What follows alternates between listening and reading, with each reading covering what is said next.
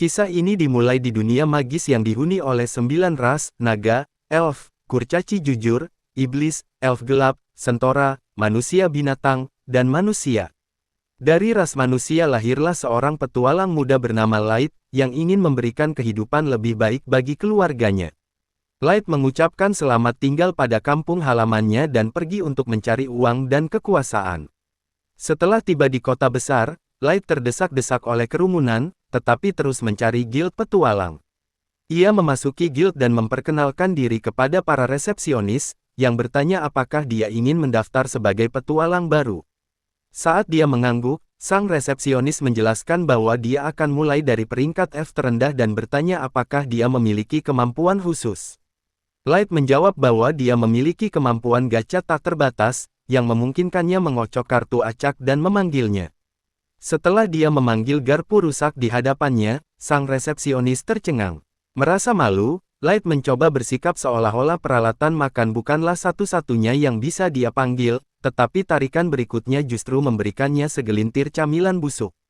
Light kecewa karena nasibnya memutuskan untuk mengkhianatinya di saat yang paling buruk, dan sang resepsionis menegaskan bahwa dia pantas mendapatkan peringkat F yang menyedihkan itu. Setelah menerima kartu petualangnya, dia memintanya untuk beberapa quest, dan dia menyuruhnya mencari di papan lowongan guild. Saat mendengar tentang lowongan pekerjaan, Light merasa canggung, dan sang resepsionis menyadari bahwa dia tidak bisa membaca papan itu, merasa sedih untuk sesama manusia yang tidak berpendidikan.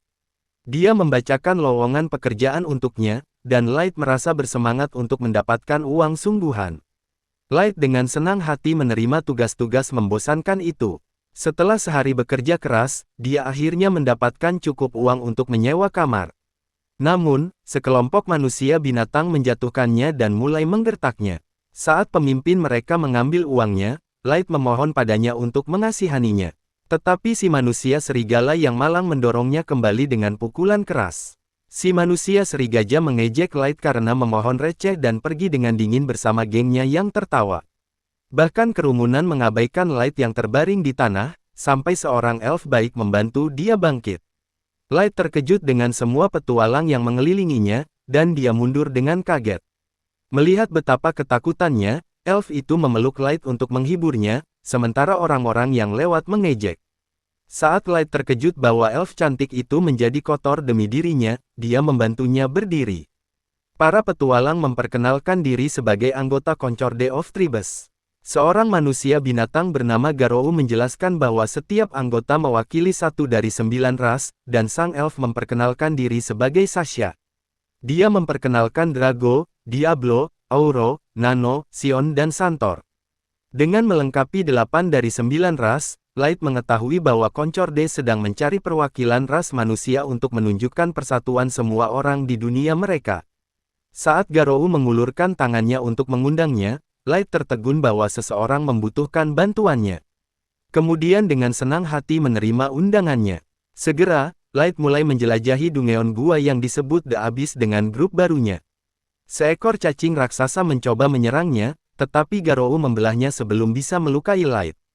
Cacing lain menyelinap dari belakang Light, sehingga Sasha menjatuhkannya dengan busurnya. Dia memarahi Light karena begitu ceroboh, mengingatkannya bahwa mereka sedang menjelajahi Dungeon paling berbahaya di dunia. Sasha memperingatkannya bahwa dia bisa mati dengan mudah di tempat ini. Dia duduk dan merawat lukanya. Melihatnya bertingkah seperti ibunya, anggota parti lainnya mulai menggoda Sasha karena memanjakan Light begitu banyak.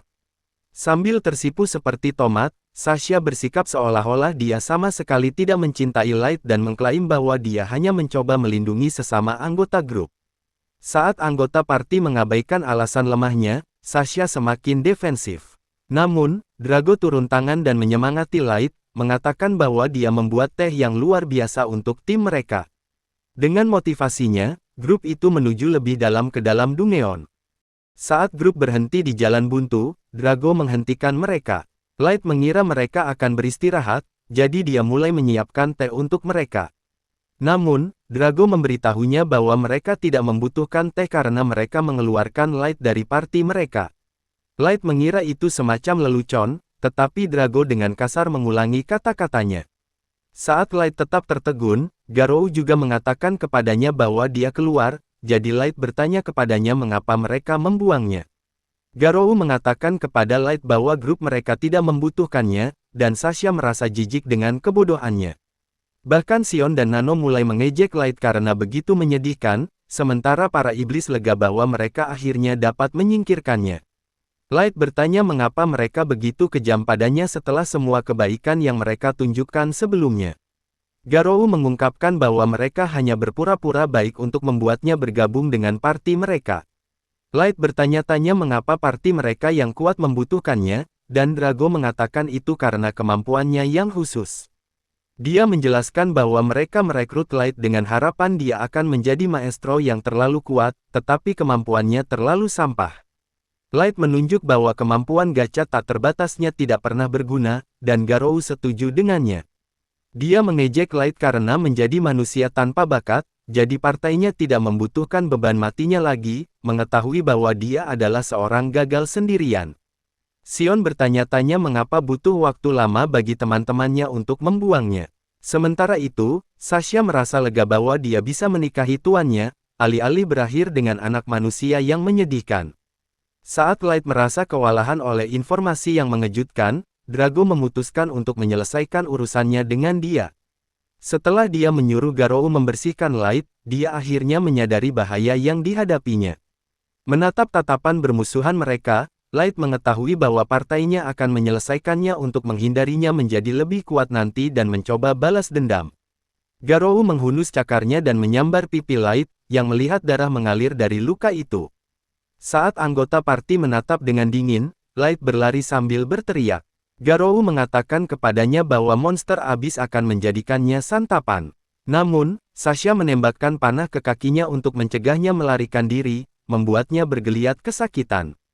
Light roboh dari pukulan itu, dan Garou merasa senang dengan penderitaannya.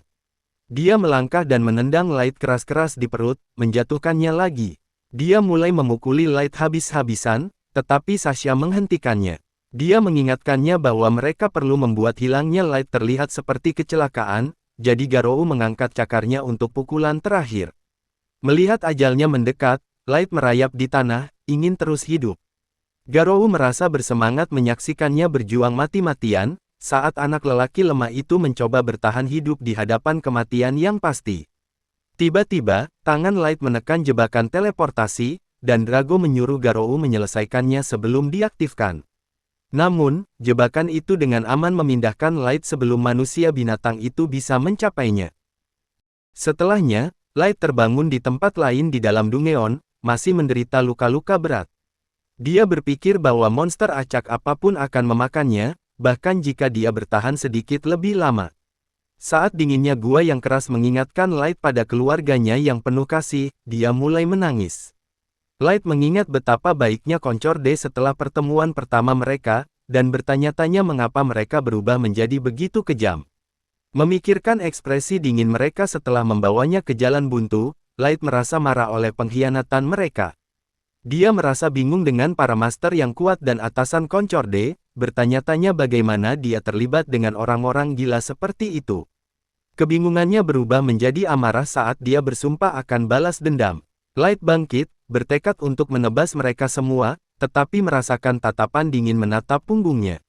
Dia berbalik dan melihat seekor binatang Ortus level 1 pin mengintainya.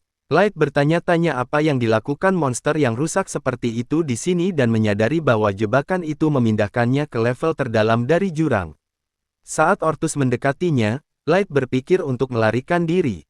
Dia mulai mati-matian membanjiri kemampuannya yang tak terbatas, berdoa untuk mendapatkan keajaiban. Dengan tekanan terakhir yang panik, Light memanggil lingkaran sihir yang besar. Dia menatap tidak percaya ketika perangkat gacha mengeluarkan aura kuat, memanggil peri kuno, yang mengakui Light sebagai tuannya.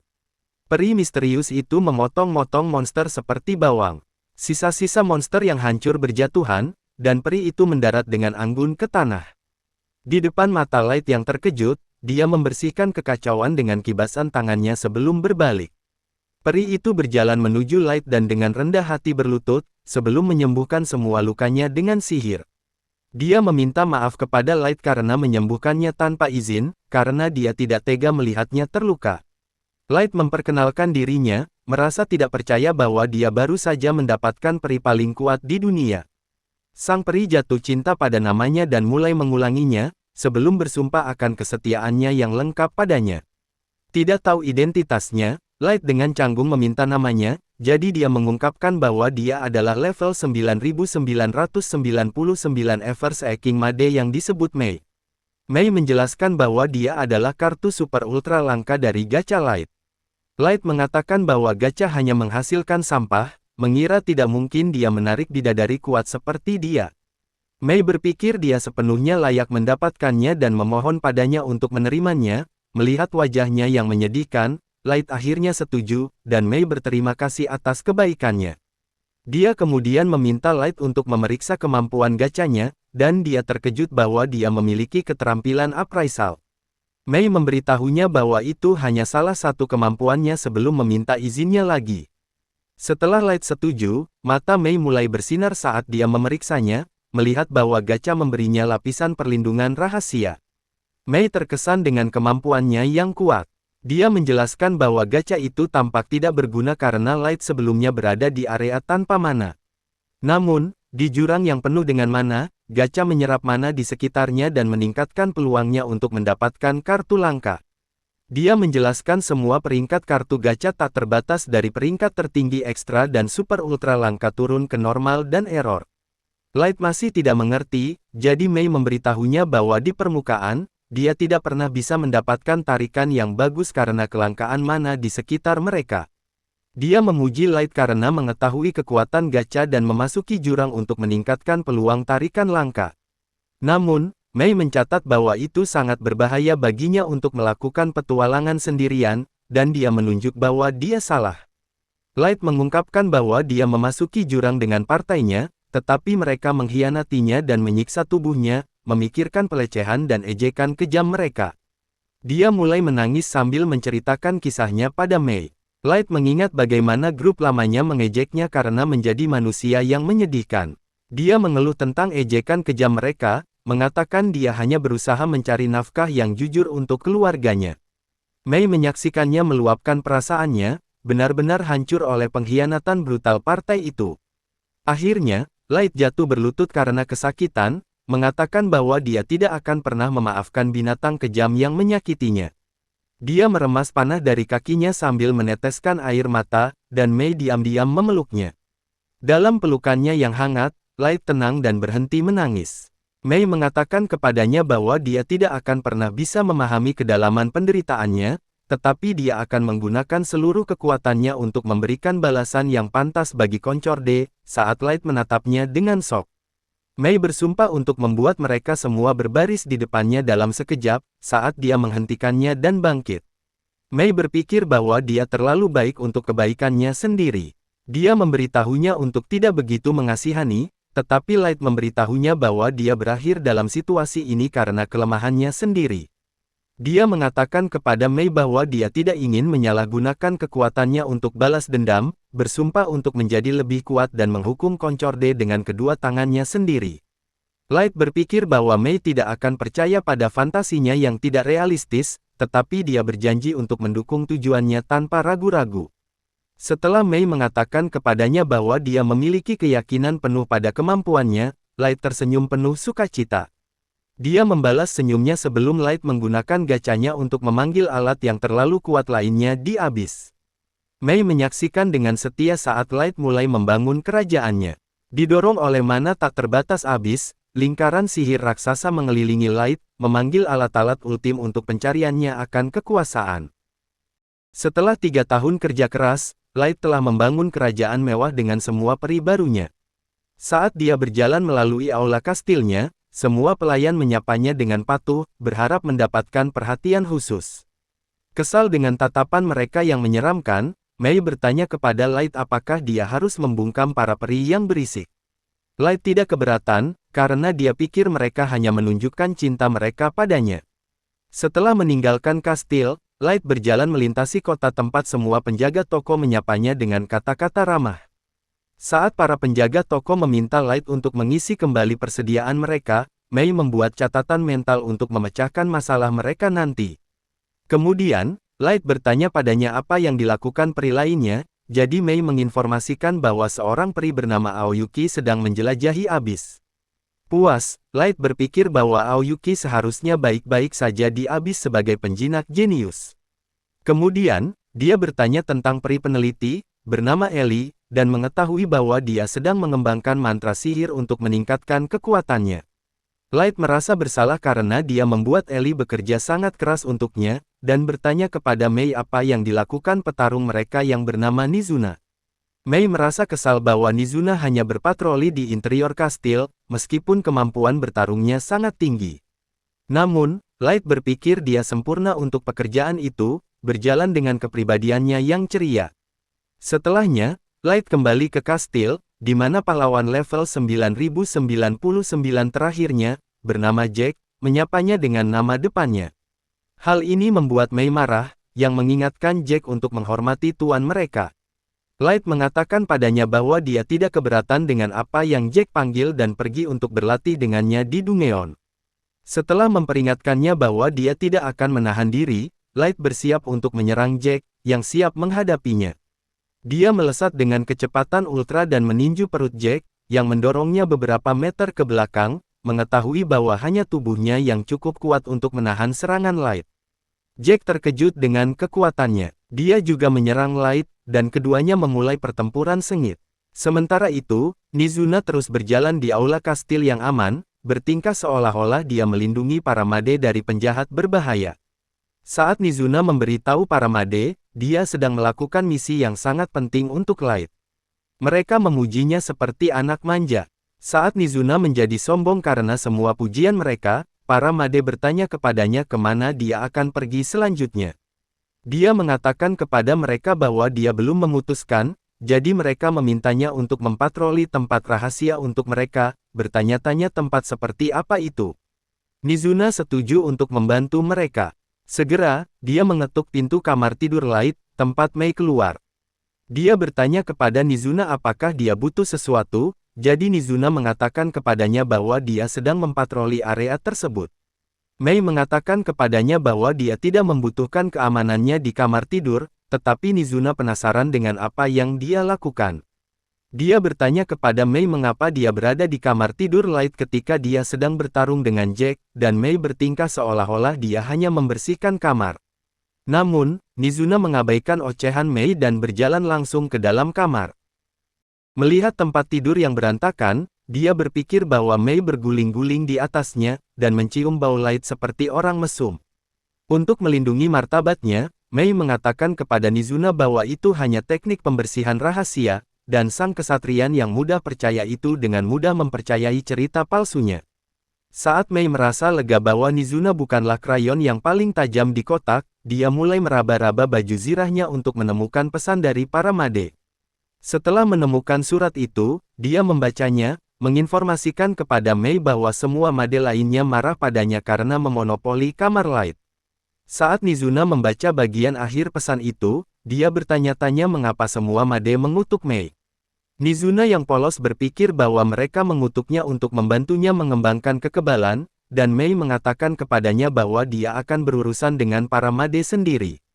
Kemudian, dia memberikan Nizuna sejumlah uang untuk mengirimkan pesan, dan dia dengan senang hati menerima dan pergi.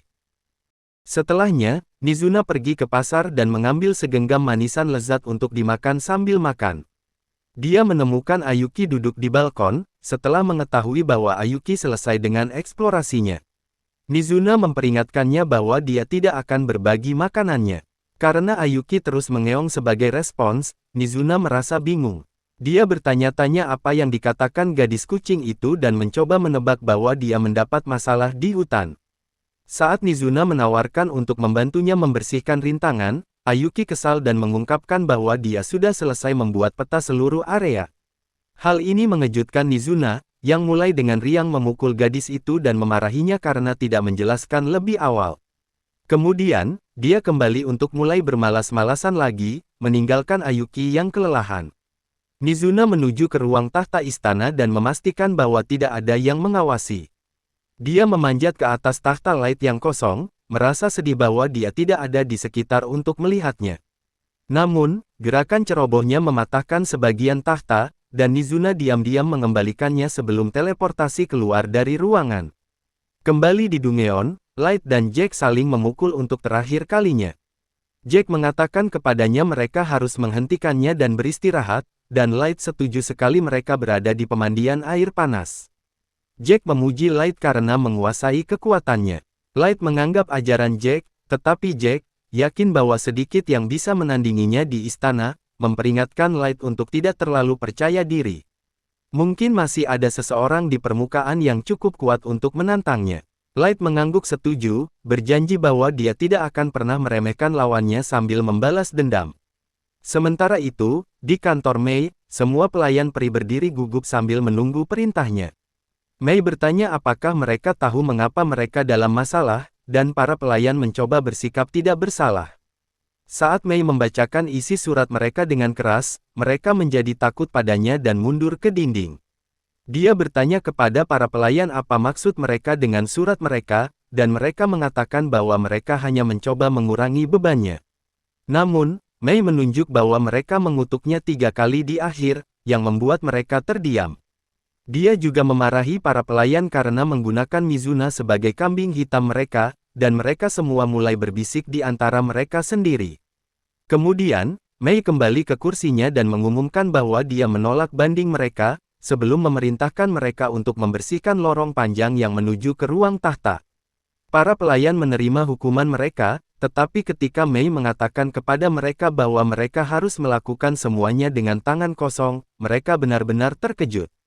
Para pelayan protes terhadap hukuman itu, tetapi Mei mengatakan bahwa karena dia akan kembali ke permukaan, mereka perlu menutupi ketidakhadirannya. Di kota, Mizuna menatap dengan serakah beberapa zirah yang keren. Ellie mendekatinya, merasa terkejut bahwa penjaga kastil sedang berkeliaran. Dia bertanya apakah Mizuna ingin permen, tetapi kesatria itu menunjuk pada zirahnya. Dia bertanya kepada Ellie tentang penelitiannya, dan Ellie menjelaskan bahwa dia akan kembali karena pekerjaannya selesai. Ellie berpikir bahwa Mizuna adalah idiot karena dia tidak bisa memahami ini sendiri, tetapi Mizuna tidak setuju untuk membuktikannya salah. Mizuna mengatakan bahwa 1 kali 3 adalah 4. Ellie mengejeknya lebih bodoh dari bintang laut, jadi Mizuna membalas bahwa hanya orang bodoh yang menghina kecerdasan orang lain. Namun, Ellie mulai membanggakan diri tentang minum teh dengan Light, berpikir bahwa dia akan mengundangnya ke kamar tidurnya berikutnya. Hal ini membuat Mizuna cemburu, yang juga ingin minum teh dengan tuannya. Kembali di kamar para pelayan, mereka marah pada hukuman Mei. Salah satu dari mereka bertanya-tanya bagaimana cara menyingkirkan pemimpin mereka yang menyebalkan dan menyarankan mereka harus meracuninya setelah pasangannya mengingatkannya bahwa Mei kebal terhadap racun. Mereka semua terdiam, bertanya-tanya apa yang harus dilakukan. Frustrasi karena tidak bisa membersihkan kamar Light, pelayan utama mulai mengeluh sekali lagi, teman-temannya setuju. Ingin mencium aromanya seperti Mei, teman mereka yang menyeramkan berfantasi tentang menjilat sendok bekas pakai Light, dan mereka semua memanggilnya orang aneh. Namun, dia menuding mereka memiliki keinginan yang sama, dan para munafik tanpa malu setuju bahwa mereka akan melakukan hal yang sama. Kemudian, para pelayan berpikir tentang Mei sebagai peri pertama yang dipanggil Light, mengingat bahwa butuh waktu 3 bulan lagi baginya untuk memanggil Ayuki. Mereka bertanya-tanya apakah Mei melakukan hal-hal aneh saat dia sendirian dengan Light. Pada kesadaran ini, semua pelayan mulai menangis bahwa mereka tidak mendapatkan kesempatan untuk memenuhi keinginan mereka dengan tuan mereka, dan memutuskan untuk mengutuk Mei untuk selamanya. Namun, saat mereka memulai sesi kutukan bersama, Mei memasuki ruangan.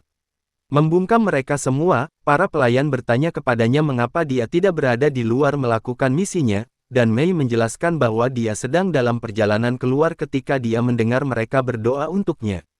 Dia berjalan ke dalam ruangan, bertanya mengapa mereka mengutuknya, merasa ngeri dengan kekuatannya. Semua dari mereka mulai bersumpah setia padanya satu per satu. Namun, Mei mengulangi kutukan mereka, yang membungkam mereka lagi. Akhirnya, salah satu pelayan mengaku bahwa mereka hanya cemburu dengan semua waktu ekstra yang dia habiskan bersama Light. Mei mengatakan kepada mereka bahwa dalam 3 bulan yang dihabiskannya sendirian dengan Light, dia hanya mendidiknya dan melatihnya untuk bertarung. Setelah menjelaskan bahwa dia tidak pernah melakukan hal aneh dengan dia, Mei mengatakan bahwa dia kembali karena dia merasa hukumannya terlalu keras. Namun, setelah mendengar kutukan para pelayan yang tidak tahu berterima kasih, dia berpikir bahwa dia membuat keputusan yang tepat. Mei bersikap tegas dan meningkatkan hukuman mereka untuk memasukkan ruang tahta juga. Para pelayan dengan menyedihkan memohon padanya untuk mengasihani, karena Mei mengingatkan mereka bahwa mereka memiliki waktu luang untuk mengutuknya di kamar mereka. Para pelayan akhirnya menerima nasib mereka. Setelah menerima hukuman mereka, para pelayan cepat-cepat pergi untuk membersihkan ruang tahta, masih mengeluh bahwa mereka tidak melakukan kesalahan. Mereka bertanya-tanya apakah mereka bahkan bisa menyelesaikan pembersihan sebelum hari berikutnya. Tiba-tiba, pelayan yang menyeramkan menyentuh bagian yang rusak oleh Nazuna dan itu retak dan jatuh di depan mata mereka yang ngeri.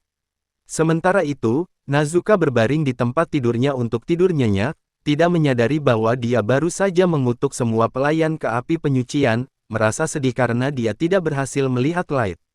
Dia bertanya-tanya mengapa dia tidak mengirimnya ke permukaan untuk membersihkan orang-orang yang menyakitinya.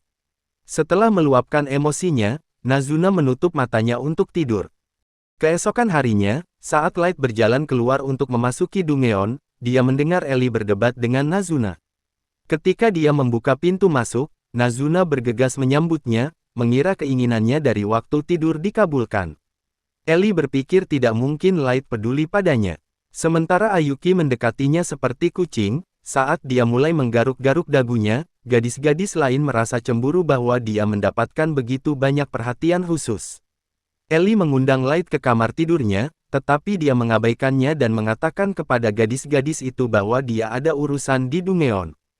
Tiba-tiba, seekor binatang Hellhound mendekati grup itu, membuat Light gemetar karena stres. Saat dia mengingat pertama kali melihat binatang ini, Light merasa trauma.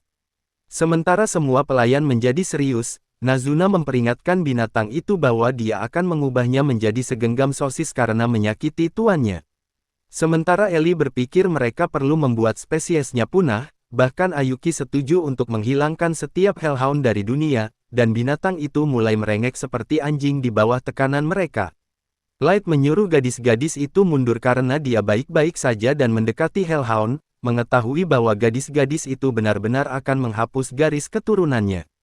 Dia membelai anjing itu, sementara Ellie bertanya kepadanya untuk apa dia datang. Atas kata-katanya, Light ingat bahwa Mei telah memberinya berita bahwa mangsa pertama mereka sudah siap. Semua gadis menjadi bersemangat, siap membantu tuan mereka. Light melangkah keluar, bersiap untuk memulai balas dendamnya dengan yang pertama dari 8 anggota koncorde kejam yang mengkhianatinya. Sementara itu, di kampung halaman Garus, para penduduk desa tanpa malu menjilatnya untuk masuk dalam buku baiknya, sementara dia melenggang dengan angkuh melintasi kota. Garus melihat seorang manusia miskin mencoba memulung beberapa sampah, dan dia menendangnya hanya untuk bersenang-senang. Kemudian, dia pergi ke kedai minuman dan memesan pesta dengan antek-anteknya, yang memujinya karena naik pangkat sebagai seorang yatim piatu dan meningkatkan status suku serigalanya. Garus berpikir bahwa dia menjadi kuat karena indera persepsi alaminya sebagai manusia binatang, tetapi antek-anteknya menunjuk bahwa indera persepsinya adalah yang terkuat di antara mereka, setuju dengan poin mereka. Garu mengakui bahwa dia selalu bisa merasakan misi mana yang memiliki hadiah terbaik, jadi dia selalu bisa menghasilkan uang dengan cepat. Penasaran, para antek bertanya kepadanya berapa banyak uang yang dia dapatkan dari berburu Light dari 3 tahun lalu, tetapi dia mengatakan bahwa itu adalah misi rahasia dari federasi, jadi dia tidak bisa membicarakannya. Looking back, Garu merasa membunuh Light adalah pekerjaan termudah yang pernah ada.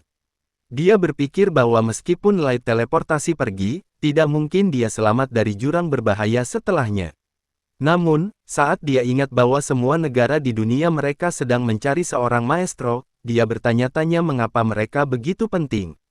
Tiba-tiba, ekornya gemetar karena rasa bahaya, dan Garu memutuskan untuk tidak memikirkan rahasia mendalam terlalu banyak, sementara antek-anteknya terus memesan minuman tanpa peduli. Mei mengganggu obrolan mereka. Ketika dia mencoba berbicara dengan Garu, antek-anteknya mulai berteriak padanya karena berbicara dengan tuan mereka tanpa izin. Dia membungkam mereka dan bertanya apa yang dia inginkan, jadi dia memperkenalkan diri sebagai pelayan pertama Light. Pada penyebutan namanya, Garu terkejut, dan dia mengatakan kepadanya bahwa dia telah mencari tuannya yang hilang. Mei menjelaskan bahwa Light sebenarnya berasal dari keluarga bangsawan, dan keluarganya telah mencarinya. Garu menolak untuk percaya bahwa seorang pengecut tidak berbahaya seperti Light bisa berasal dari keluarga bangsawan, tetapi setelah Mei bersikeras, dia memutuskan untuk mendengarkannya, sementara dia bersemangat untuk menghasilkan uang. Mei meneteskan air mata, mengatakan bahwa tuannya mungkin telah binasa di jurang yang berbahaya. Di depan mata semua orang yang terkejut, dia menawarkan sebuah koper berisi emas murni. Jika Garu membantunya melihat tempat di mana Light terlihat terakhir kali, masih merasa seperti itu jebakan. Garu menerima pekerjaan itu karena dia pikir Mei tidak bisa mengancamnya sebagai manusia. Di permukaan, dia bertingkah seolah-olah Light adalah saudara dari partainya, dan dia akan membantu melihatnya bahkan tanpa uang, meneteskan air mata. Mei berterima kasih kepada Garu atas tawarannya yang murah hati. Sebulan kemudian, dia membawa Mei ke jurang. Sekali mereka akhirnya mencapai Dungeon, Mei berkeringat deras. Terlihat lelah setelah semua perjalanan. Saat Garu melihat ke belakang padanya, dia merasa lapar yang jahat untuk menyelesaikan misi, dan menggunakan tubuh Mei yang melemah untuk keuntungannya di makam tuannya. Begitu mereka akhirnya mencapai tempat di mana Conchorde mengkhianati Light, Garu mengatakan kepada Mei bahwa disitulah dia kehilangan temannya karena monster. Saat dia jatuh berlutut dan putus asa, Garu meminta maaf atas kecerobohan partainya yang menyebabkan hilangnya teman mereka. Dia diam-diam memberi isyarat kepada para bawahannya, yang memblokir pintu keluar gua. Sementara Garu berpikir dia akan bersenang-senang dengan gadis bodoh itu, tiba-tiba, suara Mei berubah dingin. Dia mengatakan bahwa sayang tuannya dibawa ke Dungeon berbahaya, hanya untuk dikhianati oleh anggota partai sampah. Mendengar kata-katanya yang dingin, menggigil mengalir ke tulang punggung Garu, dan dia mundur dengan hati-hati. Sementara antek-anteknya melihat dengan bingung, Garu menyadari bahwa Mei sedang menyiapkan jebakan untuknya, karena tidak ada yang tahu apa yang terjadi pada Light kecuali Conchorde dan atasan mereka. Berpikir dia adalah mata-mata dari negara lain, Garu meminta identitas Mei. Dia mencibir, mengatakan bahwa dia hanya setia kepada tuannya, Light. Setelah menyatakan bahwa dia akan membuat Garu membayar kejahatannya, Mei menatap kembali dengan tatapan tajam yang membuatnya lumpuh karena takut, berpikir bahwa wanita manusia hanya sepotong daging untuk digunakan. Garu terkejut bahwa Mei memiliki kekuatan untuk mengancamnya, saat Mei menatapnya seperti sampah. Garu berpikir dia mati. Namun, seorang figur berkerudung tiba-tiba muncul dan menghentikannya sebelum dia dapat mengambil tindakan. Saat Light mengumumkan bahwa dia akan membalas dendam pada Garu sendiri. Antek-antek Garu mulai mengejeknya karena mengancam mereka sebagai manusia yang menyedihkan, menonton dengan ngeri. Garu terdiam saat Light melepas kerudungnya untuk mengungkapkan wajahnya. Dia tersenyum dan melambaikan tangan pada kawanan Garu, sementara para antek bertanya-tanya siapa dia, mengetahui bahwa Light hanya level 15. Garu mulai menertawakan idenya untuk membalas dendam pada monster level 150 seperti dia. Tidak terhibur, Light menyaksikan saat Garu mengancam akan menggunakan mayatnya sebagai batu loncatan untuk prestasinya. Namun, Light menunjuk bahwa alih-alih mengancamnya dengan ceroboh, Garu seharusnya lebih berhati-hati dan bertanya bagaimana dia selamat dari jurang yang menakutkan. Garu setuju, tetapi berpikir bahwa dia tidak bisa mengancamnya bahkan dengan bantuan Mei. Berpikir bahwa Light beruntung bertemu dengannya, dia yakin bahwa mereka tidak bisa bertahan melawan kawanan antek level 130-nya. Saat Light setuju dengan Garu, antek-anteknya bergegas menyerangnya. Tiba-tiba, setumpuk anggota tubuh berterbangan di udara setelah Mei dengan mudah memotong-motong anjing-anjing itu, setelah menyatakan bahwa siapapun yang mengancam tuannya akan diubah menjadi makanan anjing. Mei menjaga pintu keluar Dungeon untuk mencegah Garu melarikan diri. Sementara antek-anteknya yang tersisa mulai panik, Garu mengatakan kepada mereka bahwa Mei hanya menggunakan serangan menyelinap untuk mengejutkan mereka, menunjuk bahwa manusia bisa jauh lebih kuat dari imajinasinya. Light mengejek Garu karena begitu delusional. Namun, Garu dengan angkuh menolak menerima kenyataan dan mengatakan bahwa dia akan menunjukkan kepada Light kekuatan sejati Beastman. Light menjadi diam, memikirkan diskriminasi yang harus dihadapi manusia karena kelemahan mereka. Garu berpikir itu hanya wajar bahwa ras lain lebih unggul, tetapi Light mengingatkannya bahwa pelayannya baru saja memotong-motong antek-anteknya. Garu mengatakan bahwa dia pasti curang dengan item sihir dan menyerang Light untuk membungkamnya. Namun, Light dengan mudah menghempaskan mereka semua dengan tongkatnya. Di tanah, Garu berjuang untuk mendapatkan keseimbangannya saat Light berjalan mendekatinya dan mengejeknya karena kalah begitu mudah. Merasa harga dirinya terluka, Garu bangkit dan melompat kembali dan bersiap untuk memberinya pelajaran dengan kekuatan ultimenya. Dia menggunakan kristal sihir untuk memanggil Fenrir level 500 yang kuat, tetapi Light tetap tidak terkesan saat menghadapi Magic Beast. Melihatnya begitu tenang, Garu berpikir bahwa Light telah kehilangan akalnya karena takut. Dia mengejek Light untuk berlutut dan memohon untuk hidupnya, tetapi Light mengatakan kepadanya dia akan tetap berdiri di tempat yang sama untuk membiarkan Fenrirnya menyerang. Marah oleh ejekannya, Garu memerintahkan Beast-nya untuk menyerang, dan itu mulai mengisi mantra kuat. Dengan raungan keras, Fenrir melepaskan sinar sihir ke arah Light yang tetap berdiri di tempat.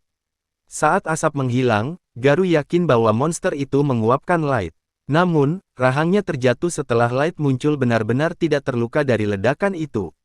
Light mengejek Fenrir Garu karena hanya menendang segumpal debu di udara.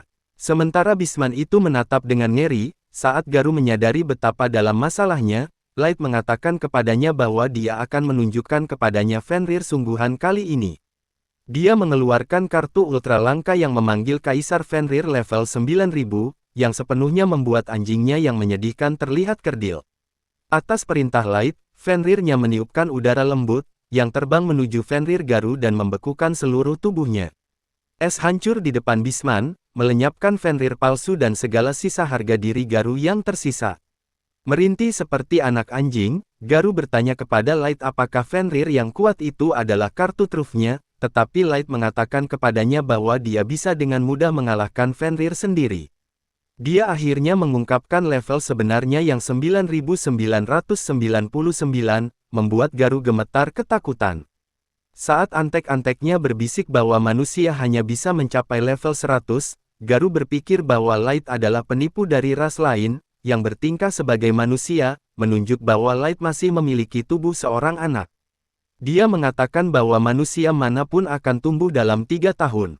Light mengungkapkan bahwa dia mengenakan gelang muda yang menghentikannya dari penuaan, sehingga dia selalu bisa mengingatkan dirinya sendiri pada penderitaan yang dialaminya 3 tahun lalu. Menatap mata dingin Light, Garu akhirnya percaya bahwa dialah orang yang nyata dari 3 tahun lalu. Mengetahui dia tidak bisa berbuat apa-apa melawan kekuatannya, Garu memutuskan untuk merangkak dan memohon untuk hidupnya. Dia mengatakan kepada Light bahwa dia hanya bertindak atas perintah seseorang pada waktu itu, dan menyalahkan antek-anteknya karena mencoba menyerang Mei.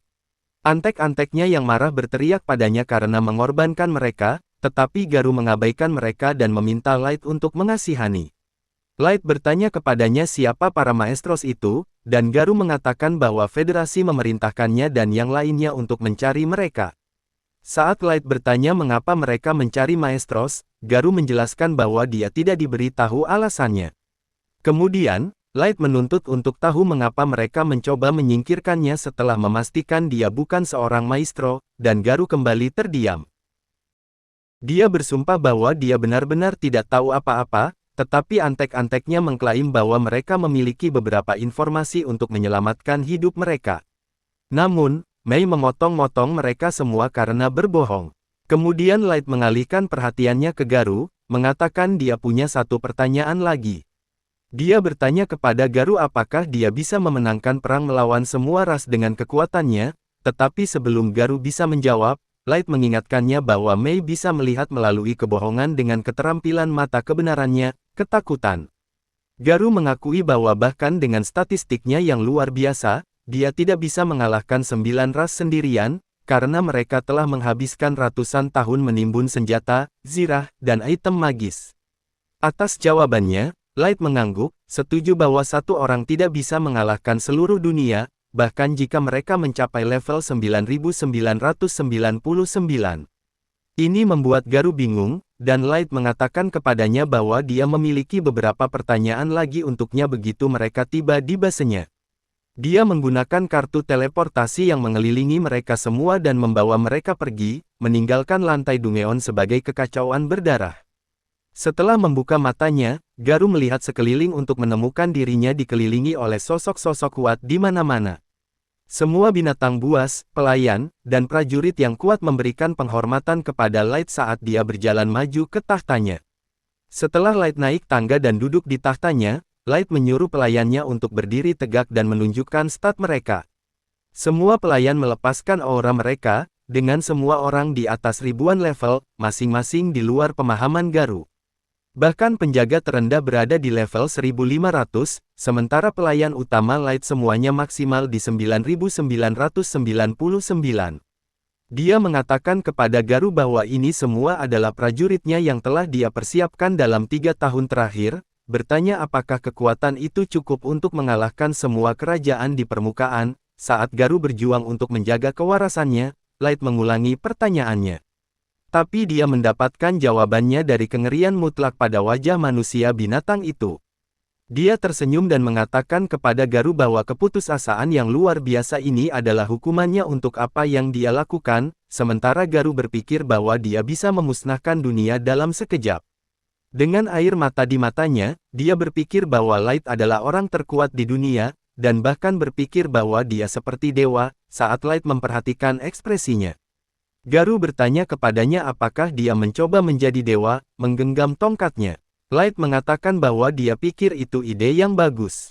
Di matanya, orang-orang yang mencoba menyakitinya semua menyembunyikan sesuatu darinya, jadi dia pikir dia akan menjadi seperti dewa jika itu yang dia butuhkan untuk mendapatkan jawabannya. Light memanggil hadiah gacanya, mengatakan itu memberinya kekuatan untuk mengendalikan dunia, dan menyatakan bahwa dia akan menilai apakah dunia layak dihukum berdasarkan jawaban yang diberikannya. Dengan kerajaannya yang siap berperang, dia memerintahkan prajuritnya untuk pergi keluar dari jurang, memulai pawai perang mereka melawan 9 ras. Keesokan harinya, hal pertama yang dilakukan Light setelah pergi ke permukaan adalah mengunjungi kampung halamannya. Light dengan semangat berlari untuk menyambut keluarganya, tetapi semua orang ngeri melihat seluruh desa rata dengan tanah oleh sebuah partai jahat setelah kemunduran traumatis ini. Light membuat makam spiritual untuk keluarganya yang telah pergi. Saat dia memberikan penghormatan kepada semua orang, Light bersyukur bahwa dia tidak menemukan tubuh saudara kandungnya, jadi mereka mungkin masih hidup. Di belakangnya, seorang kesatria bernama Gold menyuruhnya untuk bergegas karena dia tidak sepanjang hari untuk menangis untuknya. Mizuna tersinggung oleh komentar Gold yang tidak sensitif pada tuan mereka, sementara keduanya bertengkar. Light bertanya-tanya apakah mereka saling menyukai, atau benar-benar hanya musuh bebuyutan. Sementara itu, Gold menunjuk bahwa terlalu sopan bisa terlihat palsu dan tidak ada yang ingin tidur di lapangan rumput terbuka. Namun, Mizuna benar-benar siap untuk menghabiskan waktu dengan Light kemanapun dia pergi. Tekadnya menyakiti harga diri Gold, yang juga menyatakan bahwa dia akan mengikuti tuannya ke lubang neraka terdalam karena dia telah bersumpah setia padanya. Namun, dia tidak ingin tidur di tempat terbuka, dan Light memecahkan percakapan mereka, mengingatkan mereka bahwa mereka perlu mencari tahu siapa yang menghancurkan desanya. Dia berpikir bahwa meskipun kekuatan militer mereka cukup untuk mengalahkan semua 9 ras digabungkan, mereka tidak harus bertindak sampai mereka mempelajari lebih banyak tentang kekuatan tersembunyi dari negara lain. Dalam pikiran Light, penghancuran desanya juga terkait dengan kekuatan tersembunyi dunia, yang tertarik dengan status maestronya. Marah karena kehilangan orang tuanya, Light melepaskan aura haus darah, tetapi Gold mengingatkannya untuk menahannya.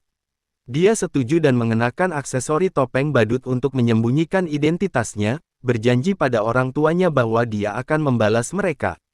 Setelah persiapan selesai, trio itu mulai terbang menuju kota Daugas. Dalam perjalanan, Mizuna tidak sengaja memanggil Light dengan nama aslinya. Jadi Gold mengingatkannya bahwa dia harus memanggilnya Dark untuk menyembunyikan identitas aslinya dari 9 ras. Light berpikir bahwa dia harus meningkatkan peringkat petualangnya sebagai Dark untuk mendapatkan lebih banyak intel rahasia dari Guild. Kedua pelayannya setuju dengan rencananya, dan mereka segera melihat kota Daugas. Untuk menghindari keributan, mereka mendarat di tanah dan berjalan sisa perjalanan dengan berjalan kaki. Namun, mereka menemukan sekelompok perampok merampok seorang pedagang miskin dan anaknya. Para perampok segera melihat ksatria emas berkilau menatap wajah mereka dan langsung memanggilnya. Mizuna marah pada Gold karena menyebabkan masalah, tetapi dia tertawa dan dengan mudah mengikat para perampok. Gembira karena diselamatkan, sang pedagang berterima kasih kepada Light dan partainya dengan mengizinkan mereka naik keretanya ke Daugas. Saat mereka naik, anak sang pedagang memuji Gold dan Mizuna karena dengan mudah mengalahkan para kurcaci. Tapi dia mengatakan kepadanya bahwa tuan mereka bahkan lebih keren daripada mereka. Sementara itu, sang pedagang penasaran apakah Partai Light adalah grup berpengalaman yang akan menjelajahi Dungeon Daugas karena itu adalah spesialisasi kota. Light mengatakan kepadanya bahwa mereka belum terdaftar. Pria itu terkejut mendengarnya dan menawarkan mereka beberapa informasi tentang negara-negara di dunia. Ternyata Daugas adalah sebuah kota di perbatasan selatan Kerajaan Kurcaci, yang berbatasan dengan kerajaan manusia di timur dan kerajaan elf di selatan. Meskipun ketiga kerajaan memiliki perselisihan di masa lalu, Dungeon Daugas memiliki jarahan yang hebat, yang telah menarik petualang dari seluruh wilayah. Saat sang pedagang menyelesaikan penjelasannya, mereka mencapai gerbang Daugas dan Partai Light turun untuk berjalan sisa jarak. Sebelum pergi, sang pedagang memperkenalkan diri sebagai kolonel dan mengundang partai mereka untuk menginap di penginapannya jika mereka membutuhkan tempat. Sementara itu, mereka mulai menuju ke Guild Petualang, memperhatikan semua toko pandai besi kurcaci di sepanjang jalan. Begitu mereka memasuki Guild, Partai Light terkejut dengan semua orang di sana, tetapi semua orang lain mulai menghindari mereka seperti wabah. Light menyadari bahwa manusia seperti dia diperlakukan buruk di kota ini juga, tetapi dia memutuskan untuk mendaftar juga. Resepsionis Guild memulainya di peringkat F, yang benar-benar membuat Mizuna kesal. Dia mulai berteriak pada resepsionis yang malang untuk memberikan tuannya peringkat S, tetapi resepsionis mengingatkannya bahwa semua orang harus mulai dari peringkat terendah. Syukurlah, Light turun tangan dan menerima peringkatnya sebelum Mizuna dapat mempermalukan dirinya lebih jauh. Setelah mereka selesai dengan pendaftaran, dia mulai menangis karena membuat tuannya terlihat buruk di depan umum. Gold menggosok lebih banyak garam di lukanya, jadi Light menghentikannya dari menggertaknya. Setelahnya, mereka menuju ke penginapan kolonel untuk mendapatkan beberapa kamar.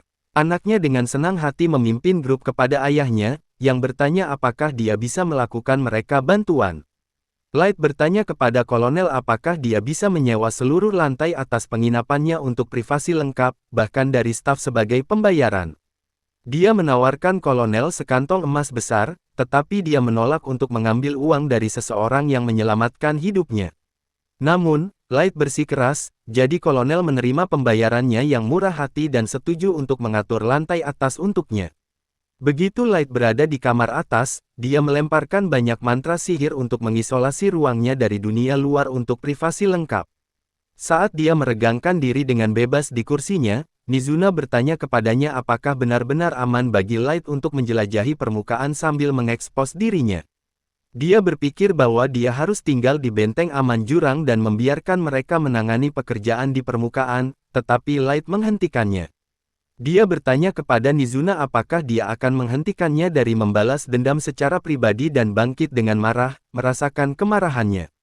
Dia menyadari dia telah melakukan kesalahan besar dan langsung jatuh berlutut untuk meminta maaf.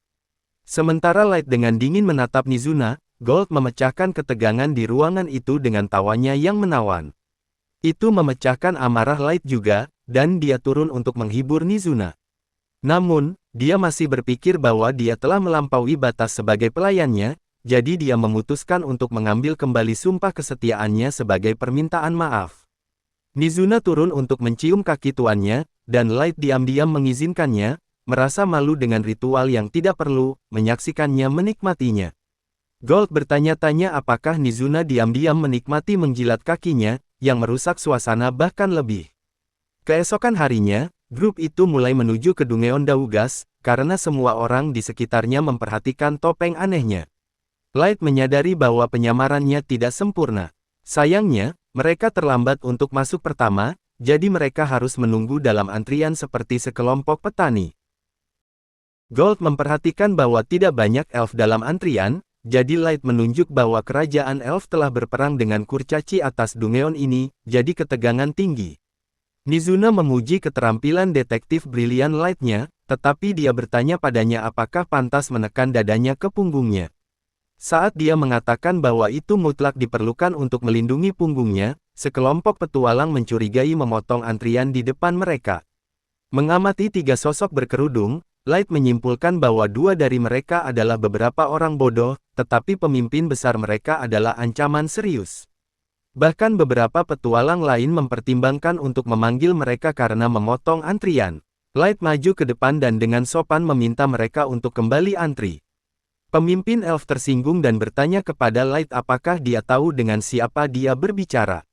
Secara alami, Light menunjuk bahwa dia tidak tahu mereka karena mereka benar-benar menyembunyikan wajah mereka di bawah kerudung mereka. Dia juga mencatat bahwa jika dia adalah seseorang dengan status tinggi, dia tidak harus melakukan kegiatan mencurigakan yang akan merusak nama keluarganya. Mendukung tuan mereka, Gold dan Mizuna juga mengatakan kepada petualang itu untuk keluar dari jalan, tetapi elf itu berpikir bahwa mereka hanya serangga. Sebelum dia bisa menghunus pedang besarnya, pasangannya menghentikannya, mengingatkannya untuk tidak membuat keributan. Ketika elf berkerudung itu akhirnya menyerah dan pergi, sisa petualang berterima kasih kepada Partai Light karena telah mengusirnya. Partai di depan Light meminta maaf karena tidak mampu melawan mereka, tetapi Light mengatakan dia hanya menyingkirkan masalah untuk semua orang. Mereka merasa sedikit lebih baik dari kenyamanannya. Sebelum salah satu dari mereka penasaran bertanya, apakah zirah gold benar-benar terbuat dari emas, pemimpin partai membungkam anggota yang bocor, tetapi sudah terlambat. Saat Mizuna menjelaskan bahwa zirahnya tidak benar-benar terbuat dari emas, karena emas terlalu lunak untuk membuat zirah yang kuat, tetapi gold tidak keberatan menggunakan hanya warnanya. Kemudian, anak-anak bertanya kepada Light apakah ini pertama kalinya dia memasuki Dungeon, dan dia mengonfirmasinya. Anak itu tidak terkejut karena semua orang membawa banyak perlengkapan berkemah untuk perjalanan panjang ke Dungeon.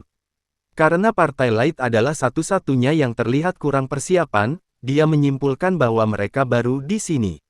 Begitu giliran partainya tiba, anak-anak mengucapkan selamat tinggal dan memasuki Dungeon, sementara Partai Light menyadari bahwa mereka harus mengeluarkan beberapa sumber daya mereka dari kotak item sihir mereka hanya untuk menghindari kecurigaan nanti.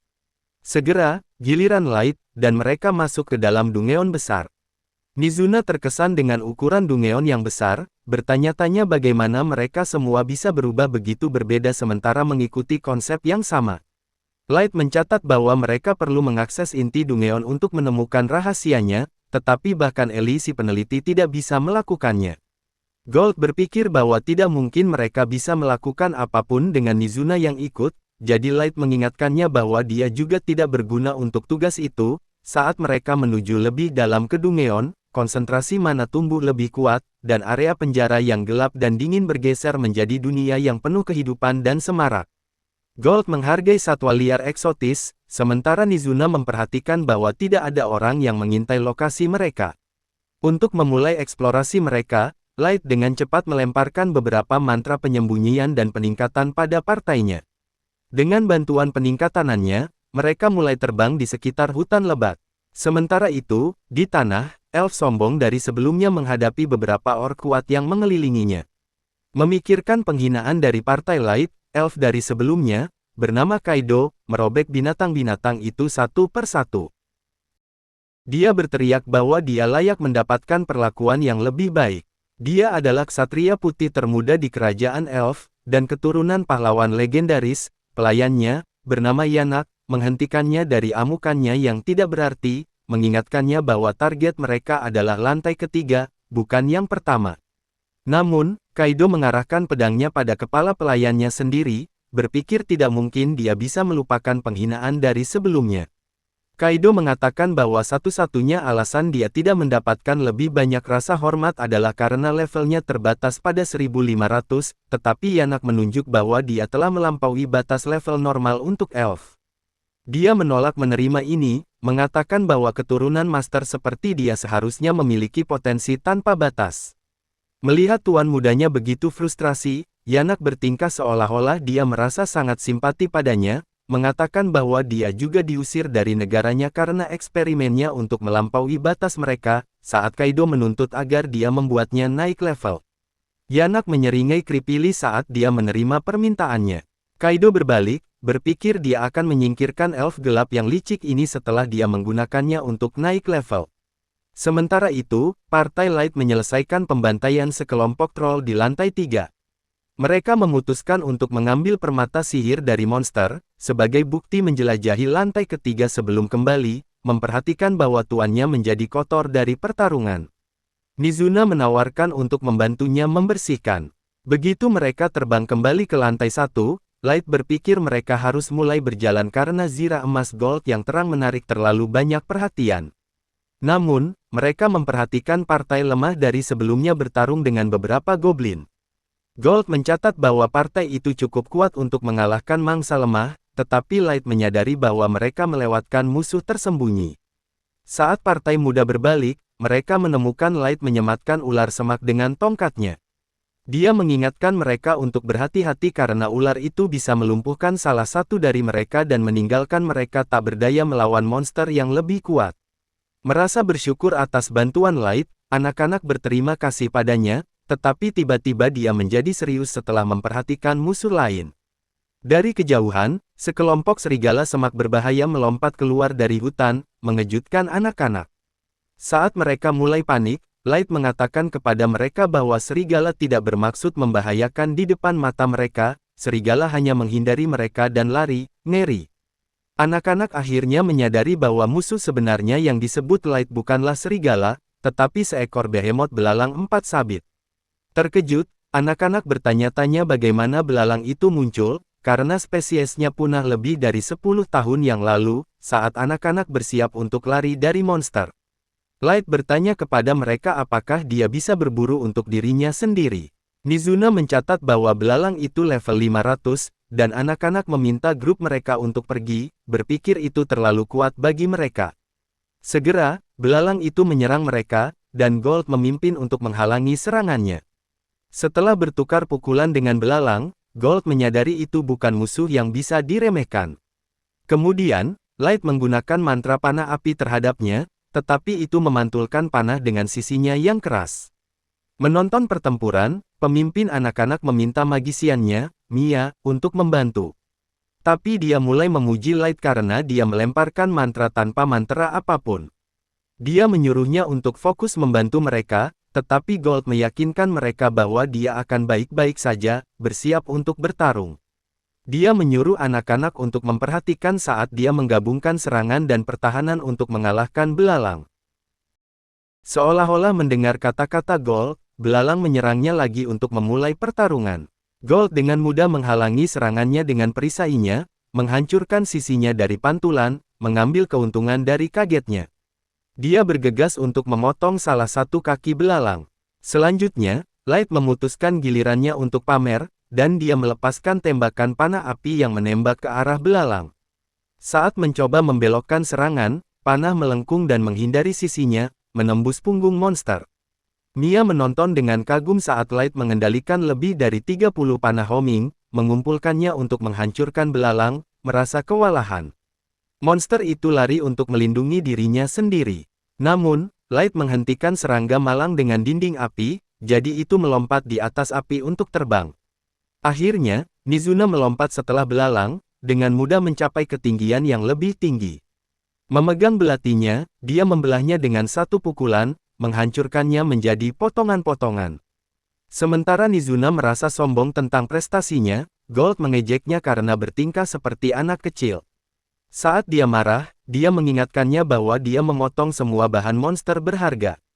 Realisasi mengirimnya ke dalam panik, sementara anak-anak menonton dengan shock. Bertanya-tanya betapa kuatnya tim Light untuk dengan mudah mengalahkan binatang buas seperti itu. Setelah Mizuna meminta maaf kepada Light atas kegagalannya, anak-anak mencari sisa-sisa belalang dan menemukan permata monster yang utuh sempurna. Gold memuji keberuntungan mereka. Senang bahwa pukulan ceroboh Mizuna tidak menghancurkan bahan berharga. Melihat intinya, Light berpikir itu akan cukup bukti untuk diserahkan kepada guild dan meningkatkan peringkat mereka. Sementara itu, anak-anak bertanya kepada Light apakah mereka berada dalam partai peringkat tinggi yang mencoba meningkatkan peringkat mereka. Namun, Light mengatakan kepada mereka bahwa mereka sebenarnya peringkat F, yang mengirim seluruh partai ke dalam krisis eksistensial. Kemudian, Mia menciptakan gelembung air raksasa dengan sihirnya untuk membantu tim Light membersihkan. Gold mengatakan kepadanya Zira mengkilapnya sama briliannya seperti sebelumnya, jadi Light maju untuk mencuci tangannya yang kotor. Dia meminta sisa anak-anak untuk membersihkan bersamanya, berterima kasih atas hadiah kecil mereka. Anak-anak mengatakan itu bukan masalah besar karena dia secara harfiah menyelamatkan hidup mereka. Kemudian, mereka menawarkan untuk membiarkan Light tinggal dengan mereka selama malam karena hari mulai gelap. Light tidak ingin membebani anak-anak, tetapi pemimpin mereka mengungkapkan bahwa saudara perempuannya Mia ingin belajar tentang teknik sihirnya yang gila. Melihat penampilannya yang antusias, Light setuju untuk tinggal dan bergabung dengan mereka di sekitar api unggun untuk makan malam. Light mengatakan kepada Mia bahwa orang tuanya adalah penyihir jenius, mengatakan bahwa dia juga memiliki banyak bakat untuk sihir. Dia tersenyum, mengatakan kemampuannya tidak begitu mengesankan seperti mantra tanpa suara. Saudaranya bertanya-tanya apakah mantra tanpa nyanyian benar-benar sehebat itu, jadi dia mulai bersemangat tentang 3 kelas sihir yang berbeda. Dia menjelaskan bahwa mantra kelas tempur seperti panah api digunakan untuk target tunggal, sementara keterampilan taktis seperti dinding api digunakan untuk mengontrol kerumunan. Dia juga mengungkapkan bahwa ada mantra kelas strategis yang dapat memiliki dampak global. Namun, mantra global berada pada level bencana alam, jadi butuh beberapa penyihir level tinggi yang mengucapkannya sekaligus untuk berhasil melemparkannya. Dia menjelaskan bahwa ras seperti naga, elf, dan iblis dapat dengan mudah melemparkan mantra karena bakat alami mereka, tetapi manusia tidak begitu diberkati. Itulah mengapa dia berpikir bahwa Light adalah anak ajaib kelas dunia, karena dia bisa melemparkan mantra tanpa mengucapkan mantra, meskipun hanya manusia biasa. Gold mengangguk menghargai pengetahuannya, sementara Light tertawa awkward karena pujiannya. Akhirnya, setelah Mia tenang, saudaranya mengatakan bahwa tidak peduli kekuatannya, Light tampaknya seperti pria yang baik. Untuk menghibur saudara perempuannya, dia mengatakan kepadanya dia pasti akan berhasil setelah diterima di sekolah sihir Kadipaten. Sementara Mia malu, Light menjadi penasaran tentang Kadipaten, karena itu adalah negara bersama yang dibuat oleh semua 9 ras. Gold juga berpikir bahwa Mia pasti cukup berbakat jika dia bisa diterima di sekolah sihir terbaik di dunia.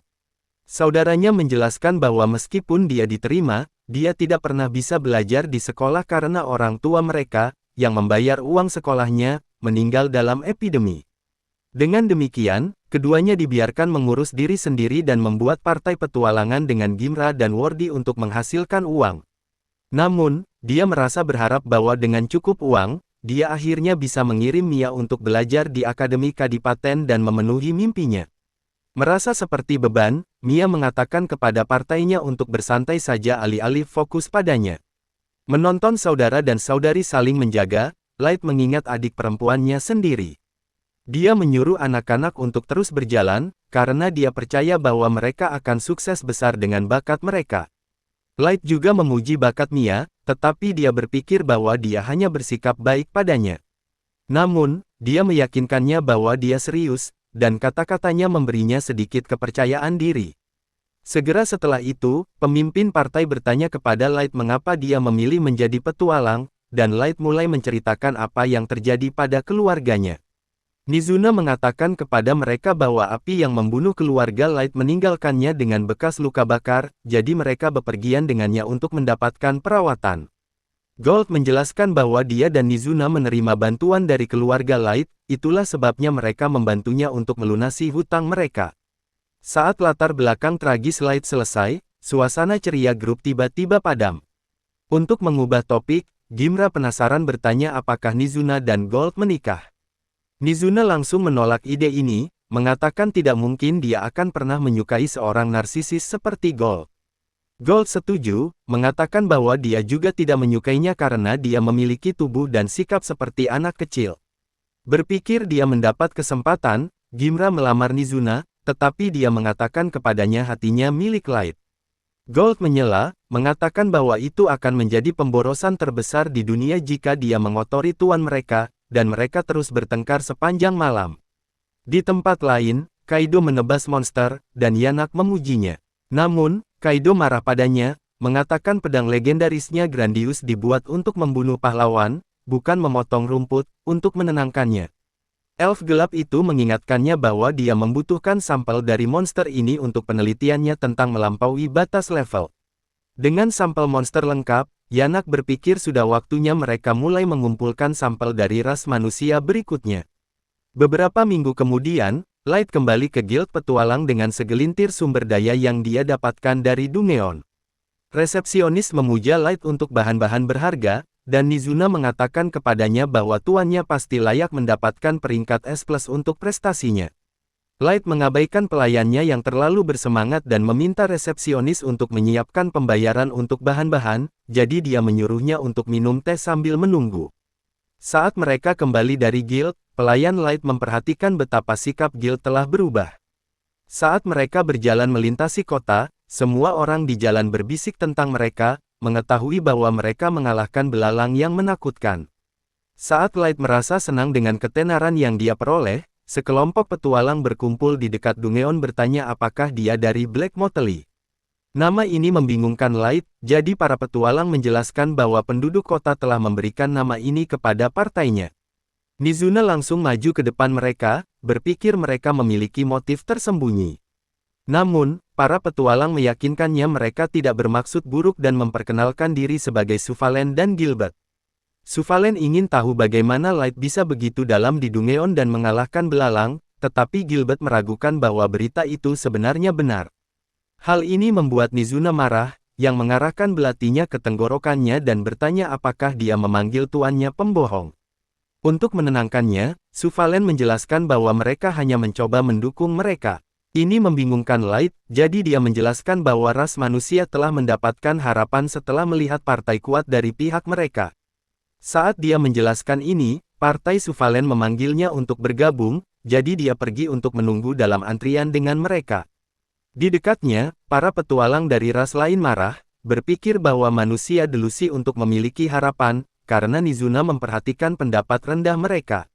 Gold mengatakan bahwa mereka hanya akan membungkam mereka dengan lebih banyak hasil. Begitu giliran partai Light, mereka memasuki Dungeon, dan dia berpikir mereka harus menuju langsung ke lantai 5. Namun, mereka melihat partai Mia saat terbang, jadi mereka turun untuk memeriksa mereka. Senang melihat mereka, saudara Mia mendorongnya ke depan, mengatakan bahwa dia memiliki sesuatu untuk ditunjukkan kepada Light, ragu-ragu. Dia memberikan Light krim aneh, menjelaskan bahwa dia membuatnya untuk luka bakarnya.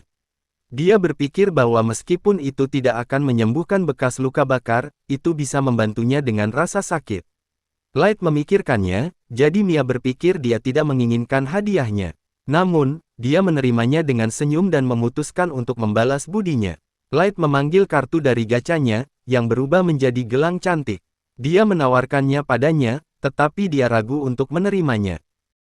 Dengan beberapa dorongan, dia akhirnya memasang gelang di tangannya, senang dengan betapa cantiknya itu, mengatakan bahwa dia akan menghargai hadiahnya selamanya. Mia berterima kasih kepada Light dengan senyum sebelum partainya pergi. Kemudian malam itu, Nizuna bertanya kepada Light apakah itu ide yang baik untuk memberikan gelang keinginan peringkat SSR kepada Mia. Gold mengatakan kepadanya bahwa gelang keinginan dapat membuat keinginan seseorang menjadi kenyataan jika mereka menginginkannya cukup.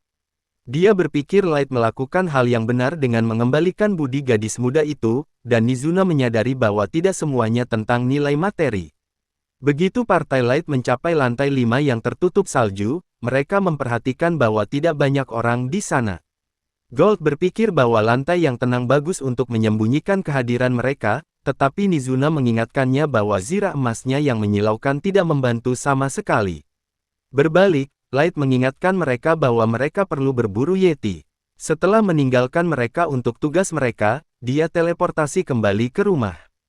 Begitu dia kembali, keempat pelayan setia menyambutnya di istana. Mei membawa Light untuk minum teh dan bertanya bagaimana petualangannya berjalan. Dia mengatakan padanya baik-baik saja dan bertanya tentang persiapan para pelayan untuk perang terakhir mereka. Ellie mengatakan kepadanya mereka hampir selesai, jadi Light bertanya-tanya apakah dia bahkan perlu pulang. Dia menyuruh gadis-gadis itu untuk menggunakan sumber daya apapun yang mereka butuhkan dan melanjutkan pekerjaan mereka, tetapi Nizuna bertanya kepadanya apa misi khususnya seharusnya, mengetahui dia terlalu bodoh untuk dipercaya dengan rencana kompleks. Light menyuruhnya untuk hanya menjaga kastil sampai waktunya tiba, gatal untuk gilirannya untuk berkontribusi. Nizuna mengatakan kepada Ellie untuk cepat menyelesaikan pekerjaannya karena dia tidak bisa bergerak sebelum dia. Dengan persiapan hampir selesai, Light menyesap tehnya, menantikan untuk menghancurkan Sasha. Sementara itu, partai Suvalen beristirahat di lantai 3 Dungeon pada malam hari. Suvalen bertanya kepada Gilbert apa yang dia pikirkan tentang rumor di balik Light, jadi Gilbert mengatakan tidak mungkin dia begitu kuat. Namun, Suvalen mengingatkannya bahwa mereka memiliki Mia sebagai saksi, jadi mungkin saja Light adalah reinkarnasi dari beberapa pahlawan kuat. Pikiran seorang pahlawan manusia kembali ke dunia dan memimpin ras mereka kepada kemenangan memberi mereka berdua harapan. Kemudian, Suvalen pergi untuk menggunakan kamar mandi di hutan. Begitu dia kembali, dia memanggil Gilbert, tetapi menemukan kepala temannya terpenggal, terbaring di tanah. Dia menemukan Kaido berdiri di sana tidak sabar, marah bahwa Suvalen butuh waktu lama untuk kembali, menyadari bahwa anak buahnya mati tanpa perlawanan. Suvalen berpikir dia tidak memiliki kesempatan untuk bertahan melawan elf yang kuat. Sementara itu, Kaido menginjak kepala Gilbert, mencoba memancing Suvalen untuk marah.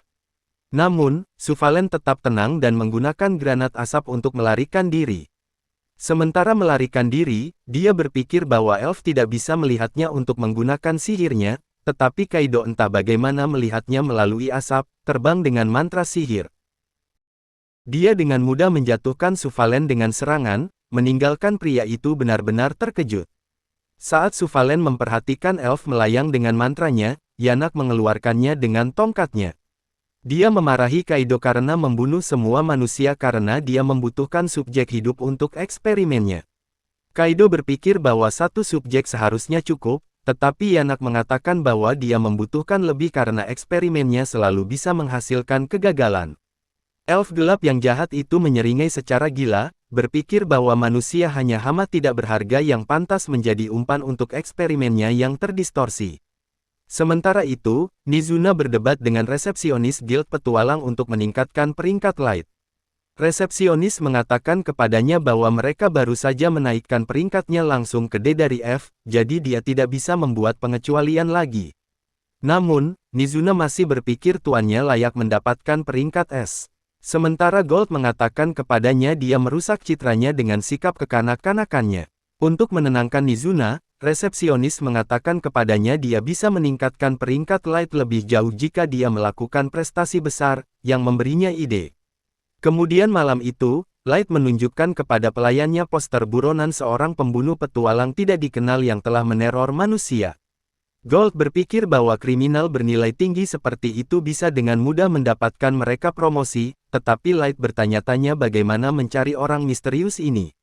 Gold menyarankan menarik gacanya untuk kartu pelacak, jadi Light mengingatkannya bahwa peluang menarik pelacak yang baik dalam waktu singkat terlalu rendah. Sementara mereka mendiskusikan rencana mereka, tiba-tiba portal terbuka di kamar mereka. Light menonton dengan shock saat seorang gadis tidak sadar jatuh dari portal dan gelang di tangannya rusak. Dia dengan cepat meletakkan gadis itu di tempat tidur untuk beristirahat dan menggunakan mantra penyembuhan untuk memulihkan kesehatannya. Setelah menyembuhkan Mia, Light memutuskan untuk memeriksa ingatannya karena dia terlalu lelah untuk berbicara. Dari ingatannya, dia mengetahui bahwa partai Mia bertemu dengan sekelompok petualang yang memperingatkan mereka tentang pembunuh petualang. Anak-anak bertanya-tanya apakah manusia hanya ditargetkan oleh monster, tetapi partai mengatakan kepada mereka bahwa pembunuh menggunakan beberapa mantra sihir, jadi mereka jelas adalah orang yang cerdas. Setelah mengatakan kepada anak-anak untuk menyebarkan kabar kepada manusia lain, partai meninggalkan Dungeon. Untuk menghindari menjadi target, partai Mia juga mulai mendaki keluar dari Dungeon. Pada malam hari, saudara Mia memperhatikan bahwa semua orang lelah setelah bertarung sepanjang hari, tidak punya pilihan lain. Dia mengizinkan mereka untuk berkemah di tengah-tengah Dungeon yang berbahaya. Tiba-tiba, sekelompok figur misterius muncul, dan di antara mereka, Yanak bertanya kepada anak-anak mengapa mereka keluar begitu larut. Anak-anak mengenali grup Yanak, jadi mereka tidak berpikir mereka menimbulkan bahaya. Merasa khawatir untuk keselamatan mereka, mereka memutuskan untuk memperingatkan mereka tentang pembunuh petualang misterius. Saat saudara Mia menginformasikan mereka tentang pembunuh, mereka berterima kasih padanya atas peringatan baiknya. Melihat reaksi ramah mereka, anak-anak merasa aman di sekitar elf. Namun, Kaido tiba-tiba mengatakan dia seharusnya menutupi tindakannya, mengejutkan anak-anak.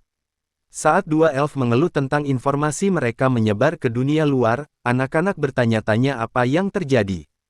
Tiba-tiba, suara Yanak berubah dingin, dan Kaido mengeluarkan pedangnya, mengekspos dirinya sebagai pembunuh petualang. Anak-anak merasa darah mereka membeku, dan anak laki-laki menyuruh Mia untuk lari sementara mereka menahan elf. Melihat keberaniannya, Kaido merasa marah saat saudara Mia menyerangnya. Dia dengan kejam menebas perut anak muda itu, dan Mia berteriak kesedihan atas kematian saudaranya. Kemudian, dua anak laki-laki lainnya mencoba menahan Kaido, tetapi dia menebas mereka juga. Menonton mereka terluka parah, Mia membeku di tempat. Namun, anak laki-laki yang terluka bangkit kembali dan mencoba bertarung untuk melindungi Mia. Melihat teman-temannya yang tersisa bergegas menuju kematian mereka, Mia berteriak pada mereka untuk berhenti. Mengabaikan tangisannya, mereka terus pergi, tetapi Kaido dengan kejam menebas mereka meskipun peringatan Yanak. Ketika keduanya jatuh mati, Yanak memarahi Kaido karena membunuh subjek tesnya. Kaido mencemooh, mengatakan bahwa dia tidak pernah berencana untuk menyayangkan siapapun yang berani bertarung untuk hidup mereka. Yanak masih kesal dengan tindakannya yang ceroboh, jadi Kaido mengingatkannya bahwa dia telah meninggalkan Mia hidup, jadi dia berbalik ke gadis itu dan mengatakan kepada Yanak bahwa dia bisa bersenang-senang dengannya. Namun, Yanak merasa jijik dengan perilakunya dan meninggalkannya sendirian untuk menikmati fantasi terdistorsinya. Ketika Kaido bersiap untuk melanggar gadis malang itu, Mia menyuruh Kaido untuk menjauh darinya, tetapi elf narsistik itu berpikir dia melakukan kebaikan padanya, berpikir bahwa manusia inferior seperti dia tidak layak mendapatkan kebaikannya. Dia mulai mengejek Mia dan menyuruhnya untuk berterima kasih padanya. Gadis yang ketakutan itu menyerahkan diri pada takdirnya, tetapi tiba-tiba, suara lemah saudaranya terdengar. Terkejut, Kaido melihat ke belakang dan melihat bahwa saudara Mia entah bagaimana selamat dari tebasan mematikan. Kemampuannya untuk bertahan begitu lama menarik minat Yanak, jadi dia mengatakan kepada Kaido dia menginginkan anak itu untuk penelitiannya. Meskipun Kaido kesal, dia setuju untuk membiarkan anak itu hidup. Sementara itu, saudara Mia mencoba meyakinkannya untuk melarikan diri untuk terakhir kalinya, dan dia meneteskan air mata menyaksikannya mengorbankan dirinya. Akhirnya, dia bangkit untuk lari, dan Yanak mengatakan kepada Kaido untuk menangkap targetnya, bergumam bahwa dia tidak suka perintahnya. Kaido bersiap untuk menangkapnya. Tapi saudara Mia mencoba menyerangnya, saat Kaido mengabaikan serangan lemahnya. Yanak mengingatkannya bahwa dia membutuhkan kedua saudara kandung hidup. Kaido mengangguk, berpikir terlalu sulit untuk menangkap target bergerak. Namun, saudara Mia mulai bergumam tentang strategi pertempuran, yang membuat elf bingung, saat dia mengingat saran Gold untuk menggunakan perisai dan pedang bersama. Saudara Mia memutuskan untuk menggabungkan kedua serangan dan pertahanannya. Strategi memberinya ledakan kepercayaan diri, dan dia menyerang Kaido.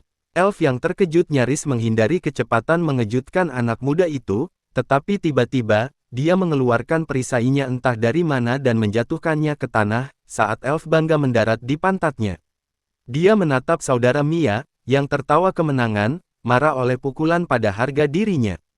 Kaido mengeluarkan amarahnya dengan menikam anak kecil itu dengan pukulan kekuatan penuh. Saat anak malang terengah-engah dari rasa sakit yang tak terbayangkan, Kaido berbaris untuk menyelesaikannya, tetapi Yanak menghentikannya. Dia mengingatkan narsisis yang marah untuk menangkap Mia sebelum dia bisa menyebarkan berita di luar Dungeon, saat Mia buta bergegas ke pintu keluar Dungeon. Pedang Kaido tiba-tiba menghalangi jalannya. Saat dia melayang di belakangnya, dia menyatakan bahwa dia akan menghukumnya karena mencoba melarikan diri. Kaido dengan bangga mengungkapkan bahwa dia bisa memojokkannya karena harta terbesar kerajaan elf. Grandius, sementara Mia melihat dengan ngeri, saat dia mendekatinya, Mia memutuskan untuk melakukan segala yang dia bisa untuk melarikan diri demi teman-temannya. Setelah fokus intens, dia memanggil mantra es untuk menyerang Kaido, tetapi dia dengan mudah menghancurkannya. Menggunakan momen gangguan, Mia mencoba lari lagi, tetapi Kaido menjatuhkannya. Dia dengan bangga mengatakan kepada gadis itu dia harus menerima takdirnya sebagai pelayan pahlawan legendaris. Namun, dia dengan tegas mengatakan kepadanya bahwa dia adalah pecundang yang hanya bisa menggertak yang lemah. Mendengar kata-katanya, Kaido tertegun dan mengingat semua kali sesama elf mengejeknya. Karena Kaido bertingkah seperti brengsek di sekitar mereka, mereka semua membencinya dan memanggilnya pengganggu yang naik ke puncak menggunakan statusnya. Sementara dia mengingat kenangan yang menyakitkan, Mia terus memanggilnya sampah pengecut, yang membuatnya bahkan lebih marah, tidak tahan dengan egonya yang terluka. Dia melepaskan serangan kuat untuk menyelesaikannya. Pada saat itu, Mia dengan putus asa berharap Light ada di sana. Tepat kemudian, gelangnya aktif dan memindahkannya keluar Dungeon. Saat memori akhirnya berakhir, Light meremas gelang Mia di tangannya. Gold dan Mizuna bertanya kepadanya apa yang harus dilakukan selanjutnya, dan dia dengan tenang menyuruh mereka untuk bergerak. Kembali di Dungeon, Yanak menyelesaikan penyembuhan saudara Mia. Ketika Kaido kembali, Yanak bertanya kepadanya apakah dia menangkap Mia, tetapi Kaido tidak tahu kemana dia pergi. Yanak terkejut bahwa tentara elf elit bisa kehilangan jejak seorang anak, jadi Kaido mengatakan kepadanya dia secara acak teleportasi ke udara. Terkejut, Yanak menolak untuk percaya padanya, karena dia berpikir seorang manusia tidak mungkin memiliki item teleportasi berharga. Yanak menyadari mereka dalam masalah besar. Dia mengatakan kepada Kaido bahwa jika guild manusia menyebarkan berita ini, elf mungkin mendengar tentang dia. Kaido juga menjadi ngeri memikirkannya, karena dia benar-benar mencuri Grandius dari kerajaan elf. Dia memikirkan tentara ksatria putih elf yang menakutkan, yang pemimpinnya di level 3000 dengan senjata melampaui miliknya. Merasa dia hancur, Kaido mulai menginjak-injak tanah. Yanak mencoba menenangkannya, mengatakan bahwa mereka bisa melawan tentara elf jika dia berhasil dalam penelitiannya tentang melampaui batas level. Ini memberi Kaido sedikit harapan, dan Yanak menyuruhnya untuk cepat bersembunyi sehingga dia bisa menyelesaikan penelitiannya. Tiba-tiba, Light muncul di depan mereka, mengatakan waktu mereka habis. Kaido mengingat Light dari waktu dia dihukum olehnya di luar Dungeon, jadi dia waspada terhadapnya. Namun, Light mengabaikan mereka dan dengan lembut menutup mata Gimra dan Wordy, merasa sedih untuk kehidupan muda cerah yang hilang. Di belakangnya, Gold menginformasikan kepadanya bahwa saudara Mia, Ilio, masih hidup, menonton anak laki-laki di pelukan Gold. Yanak terkejut karena dia baru saja merawatnya di tanah. Light menyembuhkan anak muda itu dan bertanya kepada elf mengapa mereka menimbulkan begitu banyak penderitaan pada anak-anak yang tidak bersalah, saat dia mengingat anak laki-laki muda berusaha keras untuk menghasilkan uang dan mendukung pendidikan Mia. Light merasa marah bahwa itu semua hilang, berpikir bahwa dia bisa berteman dengan anak laki-laki di dunia yang berbeda. Dia berbalik untuk membuat elf membayar kejahatan mereka. Melihat kemarahannya, Kaido mengatakan kepada mereka tidak bersalah. Namun, Light mengatakan kepada mereka bahwa dia melihat ingatan Mia, jadi dia tahu mereka adalah pelakunya. Ini membuat elf tertegun, jadi Light meyakinkan mereka bahwa dia belum melaporkan apapun kepada guild petualang. Pada berita ini, Kaido mulai tertawa, berpikir dia mendapat istirahat beruntung. Berpikir dia bisa dengan mudah membunuh Light untuk membungkamnya, Kaido mengatakan bahwa takdir telah melindunginya dari kemalangan karena dia adalah pahlawan. Light tertawa, mengatakan bahwa alasan dia tidak memberitahu guild adalah bahwa dia menginginkan Kaido untuk dirinya sendiri. Dia mengatakan kepada sampah kerajaan bahwa dia akan membuatnya menderita rasa sakit lebih buruk dari kematian karena menyakiti teman-temannya. Akhirnya, Light dengan tegas menyatakan bahwa dia akan mengakhiri hidup Kaido dengan tangannya sendiri setelah menghukumnya, dan menyuruh Gold dan Mizuna untuk tidak ikut dalam pertarungannya. Saat mereka mundur, Light mulai berjalan menuju Kaido. Marah, bahwa manusia mengutuknya, Kaido mencoba menyerang Light dengan pedangnya. Namun, dia dengan mudah menghentikan serangannya dengan hanya tongkatnya. Saat Yanak menatap dengan shock, Light mengejek Kaido, bertanya apakah itu yang dia dapatkan. Marah, dia terus membabi buta menebas Light, yang dengan mudah menghalangi setiap pukulan. Menonton pertempuran, Yanak berpikir tidak mungkin bahwa seorang anak manusia bisa bertahan terhadap serangan tentara elf dengan mudah. Sementara itu, Kaido terus mengayunkan pedangnya. Mati-matian berharap untuk memukul Light dengan pukulan beruntung. Light menghela napas sebelum menangkis pedangnya. Kemudian, dia meninju Kaido tepat di perut, menghembuskan angin dari paru-parunya. Light mengejeknya, mengatakan bahwa dia harus mencoba untuk tidak mati dari pukulan latihannya. Meskipun dihajar seperti anak kecil, Kaido masih berpikir dia lebih unggul dari manusia. Dia bangkit dan memanggil Grandiusnya, yang menciptakan beberapa pedang sihir di langit. Dengan kekuatan senjata sihir, Kaido berpikir dia tak terkalahkan melawan Light dan meluncurkan pedang ke arahnya. Kekuatan serangan mengejutkan Light, jadi dia mulai menghindarinya. Saat setiap pukulan pedang mendarat di tanah, itu menciptakan efek elemen yang berbeda. Namun, Mizuna masih berpikir bahwa Light bisa menanganinya dengan mudah.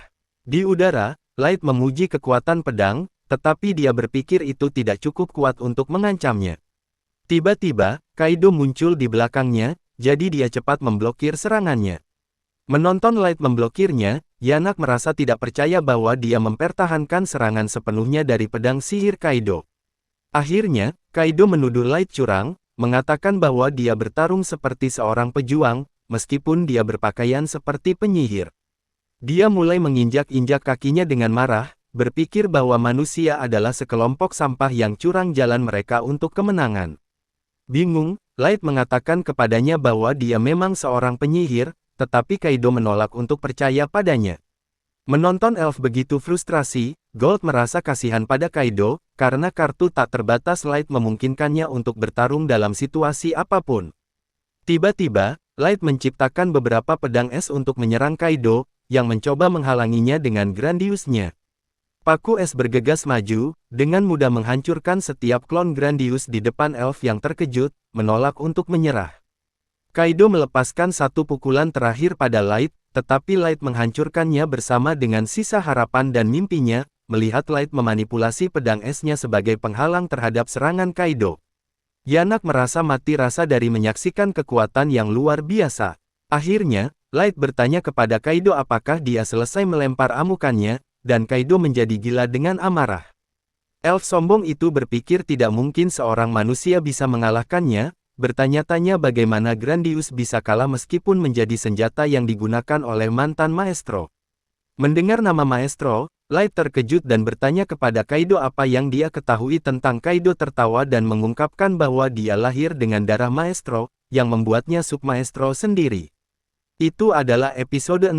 Berlangganan untuk tidak ketinggalan bagian berikutnya dan tonton video berikutnya di layar.